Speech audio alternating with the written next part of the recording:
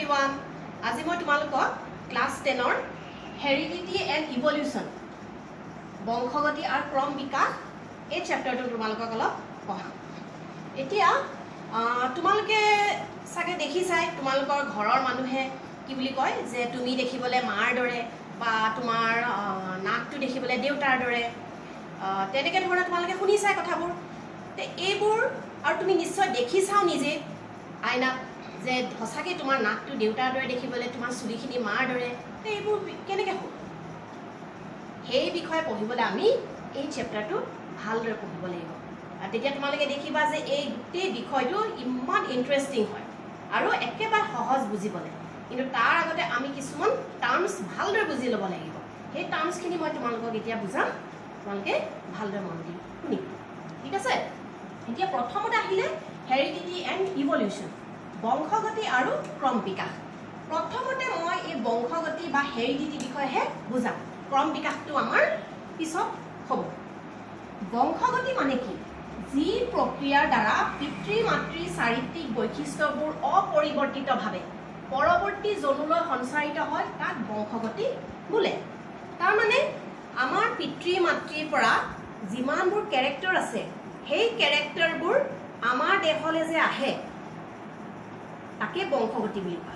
তাৰমানে মানুহৰ সন্তান সদায় মানুহে হয়, কুকুৰৰ পৰা সদায় কুকুৰে হয়, গৰুৰ পৰা সদায় গৰু হয়, আম গছৰ পৰা সদায় আম গছ হয়, আমলখি গছৰ পৰা সদায় আমলখি গছেই হয়। এই বস্তুটোকে বংশগতি বুলি কোৱা হয়। এতিয়া বংশগতি বিজ্ঞান বা জেনেটিক্স কি? বংশগতি বিজ্ঞানক জেনেটিক্স বুলি কোৱা হয়। জীৱই বংশানুক্ৰমে পিতৃ মাতৃৰ পৰা চাৰিত্ৰিক বৈশিষ্ট্যবোৰ কেনেকৈ লাভ কৰে তাৰ বিজ্ঞানসন্মত আলোচনা বা অধ্যয়নকে বংশগতি বিজ্ঞান বুলি কোৱা হয়। বুজি পালা চাগে? এতিয়া এই জেনেটিক্স, এইমাত্ৰ আমি জেনেটিক্স শব্দটো পালোঁ। জেনেটিক্স শব্দটো কোনে প্ৰথমতে লৈছিলে? তেওঁ হৈছিলে উইলিয়াম বেটছন। তেওঁ প্ৰথমতে এই শব্দটো ব্যৱহাৰ কৰিছিলে। বংশগতি বিদ্যাৰ জনক বা ফাদাৰ অফ মডাৰ্ণ জেনেটিক্স কোন হয়? তেওঁ হৈছে গ্ৰেগৰ জহান মেণ্ডেল। এতিয়া গ্ৰেগৰ জহান মেণ্ডেলৰ কথা যেতিয়া আহিলে মই তোমালোকক অকণমান তেওঁৰ বিষয়ে ক'বই লাগিব। তেওঁ হৈছে অষ্ট্ৰিয়া নামৰ কাণ্ট্ৰিখনৰ ব্ৰুন চহৰৰ এজন খ্ৰীষ্টিয়ান ধৰ্মযাজক। খ্ৰীষ্টিয়ান ধৰ্মযাজক কোন হয়?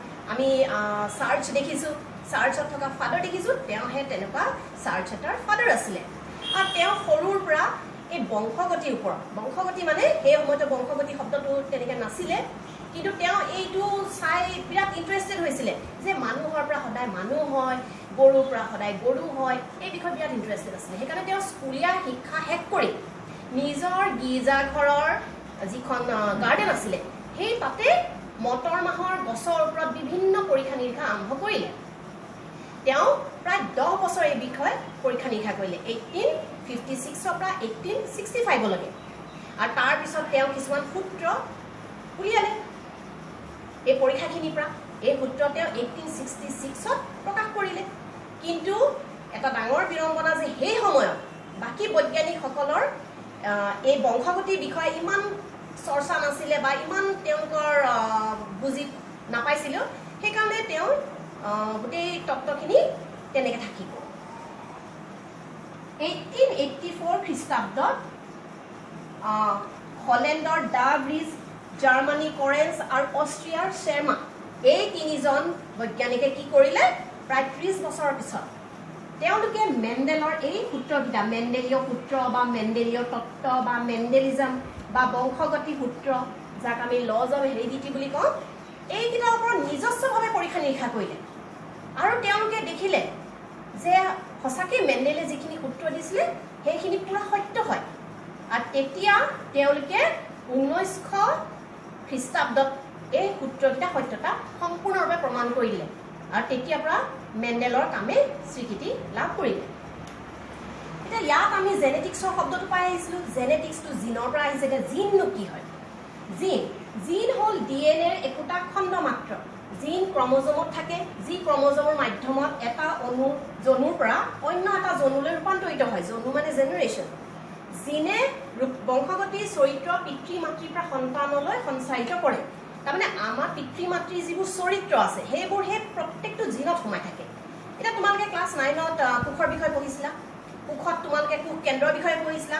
কোষ কেন্দ্ৰত এই ক্ৰমোজমটো থাকে আৰু ক্ৰমোজম ডিএনএৰ দ্বাৰা গঠিত হয় ক্ৰমোজম দেখিবলৈ চুলি সদৃশ হয় আৰু প্ৰত্যেকবিধ প্ৰাণী বা প্ৰত্যেকবিধ জীৱ নিজস্ব ক্ৰমোজমৰ সংখ্যা আছে আমাৰ মানুহৰ ক্ৰমোজমৰ সংখ্যা কিমান মনত পৰিছে চাগে 46 হয় এনেকৈ প্ৰত্যেকবিধ প্ৰাণীৰে নিজস্ব ক্ৰমোজমৰ সংখ্যা আছে সেই ক্ৰমোজমৰ সংখ্যা নিৰ্ধাৰণ কৰে সেই জীৱবিধ কি হ'ব কোন শ্ৰেণীত পৰিব কোন উদ্ভিদৰ কোনটো বস্তুত হ'ব আনকি পৰুৱাটোৰো নিজস্ব ক্ৰমোজমৰ সংখ্যা আছে তোমাৰ আম কঁঠাল চবৰে আছে নিজস্ব ক্ৰমোজমৰ সংখ্যা এতিয়া ডিএনএ বুলি কৈছিলোঁ এইমাত্ৰ ডিএনএ কি ডিএনএ হৈছে ডিঅক্সিৰাইবোনিউক্লিক এচিড ক্ৰমোজমৰ বিষয়ে মই ক'লোৱেই জিনৰ বাহক বা বংশগতিৰ বাহক চুলি সদৃশ আৰু কোষৰ কোষ কেন্দ্ৰত অৱস্থিত ডিএনএ দ্বাৰা গঠিত এতিয়া বিপৰীতধৰ্মী চৰিত্ৰ বা কণ্ট্ৰাষ্টিং কেৰেক্টাৰ কি হয় কোষ চৰিত্ৰটো বিপৰীতধৰ্মী চৰিত্ৰটো কি হ'ব চাপৰ তেনেকৈ তোমাৰ হালধীয়া গুটি মটৰ মাহৰ ক্ষেত্ৰত হালধীয়া ৰঙৰ গুটিৰ বিপৰীতধৰ্মী চৰিত্ৰ হ'ব সেউজীয়া গুটি নেক্সট আহিলে সংগম পৰীক্ষা বা ব্ৰিডিং এক্সপেৰিমেণ্ট পৰীক্ষামূলকভাৱে কৰা কৃত্ৰিম প্ৰজনন কোৱা হয় সংগম পৰীক্ষা বুলি বিশুদ্ধ বংশ বা পিয়ৰ ব্ৰিড বিশুদ্ধ বংশ মানে যিবোৰ গছৰ স্বপৰাগন হ'বলৈ দিয়ে আৰু স্বপৰাগন হ'বলৈ দিয়াৰ পিছত যি নতুন জনু সৃষ্টি হয় নতুন গছবোৰ সৃষ্টি হয় সেইবোৰত বাৰে প্ৰতি তাহাঁতৰ যেতিয়া স্বপৰাগন হ'বলৈ দিয়ে দেখে যে একেই চৰিত্ৰৰ গছেই সৃষ্টি হৈছে তাকে কোৱা হয় পিয়ৰ ব্ৰিড বা বিশুদ্ধ বংশ প্ৰভাৱী লক্ষণ বা ডমিনেণ্ট কেৰেক্টাৰ প্ৰথম জনুত যিবোৰ চৰিত্ৰ প্ৰকাশ পায় তাক কোৱা হয় প্ৰভাৱী লক্ষণ আৰু অপ্ৰভাৱী লক্ষণ বা ৰিচেছিভ কেৰেক্টাৰ যিবোৰ প্ৰথম জনুত লুকাই থাকে প্ৰকাশ নাপায় সেইবোৰক কোৱা হয় অপ্ৰভাৱী লক্ষণ বা ৰিচেছিভ কেৰেক্টাৰ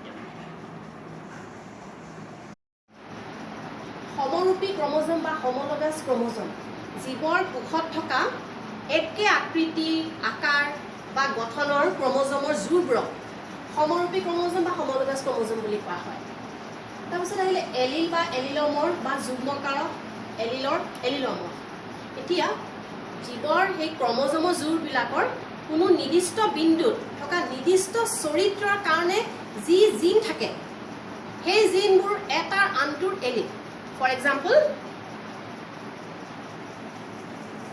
এইটো হৈছে ওখ এইটো হৈছে চাপৰৰ কাৰণে জিন এই জিনটো এইটোৰ এলিল হয় এই চাপৰ জিনটো এইটোৰ এলিল হয় ঠিক আছে নেক্সট আহিলে সমযুক্ত বা সমযুগ্মজাত যাক আমি সমজাইগছ বুলি কওঁ একে চৰিত্ৰৰ ধৰি লোৱা একেই এলিল থকা জিনবোৰক তোমাৰ সমজাইগছ বুলি কোৱা হয় তেনেকৈ ওখ চৰিত্ৰৰ কাৰণে যিটো কেপিটেল টি আছে বা স্মল টি ইয়াক কোৱা হয় তোমাৰ সমজাইগছ আকৌ বিষমযুক্ত বা বিষম যুগ্মজাত বা হেটেৰজাইগছ হ'লে সেই একে চৰিত্ৰৰ বিপৰীতধৰ্মী যিটি তোমাৰ জিন থাকে যেনে কেপিটেল টি স্মল টি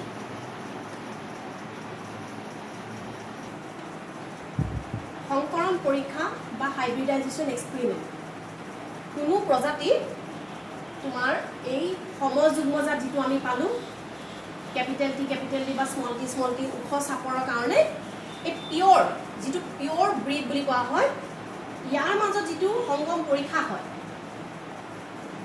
এই সংগম পৰীক্ষাটোক তোমাৰ সংকৰণ পৰীক্ষা বা হাইব্ৰিডাইজেশ্যন এক্সপেৰিমেণ্ট বুলি কোৱা হয় তাৰমানে ইয়াৰ পৰা যি জীৱ সৃষ্টি হ'ব তোমাৰ যদি স্বপৰাগযোগ হয় তেতিয়াহ'লে কেপিটেল টি তাৰমানে পিয়ৰ ব্ৰিডে সৃষ্টি হৈ থাকিব ঠিক আছে এইটো তোমালোকে পিছত মই যেতিয়া বুজাম মেণ্ডেলৰ সংকৰণ পৰীক্ষা তেতিয়া তোমালোকে গম পাবা এক সংকৰণ পৰীক্ষা হৈছে যদি এবিধ মাত্ৰ চৰিত্ৰ লোৱা হয় আৰু সেইবিধ যিবোৰ জীৱ সৃষ্টি হ'ব এক সংকৰণ পৰীক্ষাৰ কাৰণে তাক এক সংকৰীয় মেণ্ডেলীয় এক সংকৰণ জীৱ বুলি কোৱা হয় আৰু দ্বি সংকৰণ পৰীক্ষা মানে দুযোৰ বিপৰীতধৰ্মী চৰিত্ৰ লোৱা হয় আৰু যি জীৱ সৃষ্টি হয় তাক দ্বি সংকৰ জীৱ বুলি কোৱা হয় এতিয়া আহিলে মেণ্ডেলে মটৰ মাহৰ 7যোৰ বিপৰীতধৰ্ম লক্ষণযুক্ত গছ লৈছিল কিন্তু আমাক 3যোৰহে বিশেষভাৱে দৰকাৰ এই 3যোৰ হৈছে কাণ্ডৰ দৈৰ্ঘ্যৰ চৰিত্ৰ মানে মটৰ মাহৰ গছৰ কাণ্ডৰ চৰিত্ৰ ওখ আৰু চাপৰ 2 নম্বৰ হৈছে বীজৰ আকৃতি